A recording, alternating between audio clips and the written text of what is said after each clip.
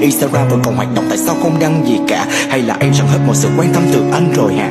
Có những chiều thật tình cờ chạy ngang con đường cũ, quán cà phê những ngày yêu nhau mà em mọi hôm thường rủ. Còn giờ mỗi đứa hai nơi bận bịu lo toan cuộc sống, chẳng mấy khi có nhiều thời gian của từng hóa đơn một đống. Anh vẫn thấy tên em ở trong danh sách friend chung, rất may mắn còn tìm thấy nhau chứ không hiện thị người dùng. Có thời gian hãy hỏi âm, anh chờ sẵn trên màn hình, sẽ rất tiếc nếu những ngày sau ta không cùng em đi chung hành trình. Lần cuối cùng mà mình thấy nhau xa lạ vào đời tháng mấy, đến bây giờ anh vẫn chưa thể nào quên được hết quãng thời gian ấy.